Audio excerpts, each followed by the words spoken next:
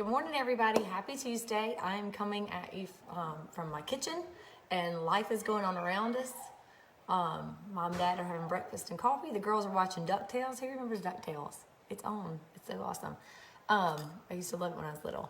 And Luke is doing school, and Jack is eating breakfast. So I'm going to show you how to get the most out of your foundation and concealers. So I have a lot of new customers, a lot of new foundation and concealer customers. So this is something that that I've been needing to show y'all for a while. I've shown it before, it's been a while, but for all the new people, I'm gonna show you what you do. So this is one little tip that makes, just helps make our foundation and concealer awesome. So I don't know if I'm gonna have to kind of hold some stuff up and show it to you. Okay, so here's one of my concealer palettes. So you can see, hold on, it's kind of bright, I don't know if you can see. Let me back up a little bit. You can see the metal is showing through, and I have concealer around the outside edges of those.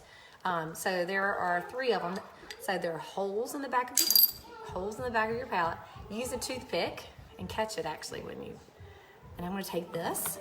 So let me see if y'all don't make fun of my really bad looking skillet. But I have this on low, heating on low, and. Hold on, I'm gonna swipe that away so I can see what y'all are seeing. Let me try to, all right, got kind of an armpit shot. So I'm gonna drop this down in my skillet. All right, easy peasy. Just be careful, the metal gets hot, so you don't wanna touch the metal. So my only tools that I have with me are gonna be some tweezers and a toothpick to pop the things out. So I have a little bit of metal showing in my in one of my darker concealers, so I'm gonna do that. So here's some of my foundations. So I have one, you can tell like I emptied another one into here, like I scraped like clumps of it into this one. And then this is my other one. I'm kind of in between these 2 colors, so I'm using these a lot. So these are I've had these for a while. So they're around the outside edge. So it's a little bit hard to get the product out of there when they get in the corners. So I'm just gonna pop these in here. I actually have an extra one, and I'm gonna mix them together in a minute. So you just let them sit here and you just watch them. So you want it on low. You don't want it very hot. Mom, can you hand me a paper towel? Over there.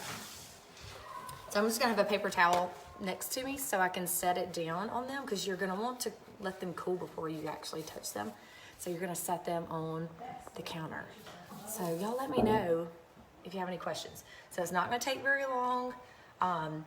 What you also can do, and you have to do this very gently, is you can kind of wiggle the skillet back and forth.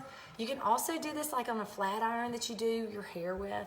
Mine is kind of small, so it really doesn't fit, but I guess if you're just doing a concealer or just one foundation, you could do that, and that would help. So now I'm seeing one of mine is already done. It was my concealer 3 that just had a little bit of metal showing in the middle. So I'm gonna take my tweezers, and I'm gonna carefully lift that guy out, and I'm gonna set him on my paper towel to cool.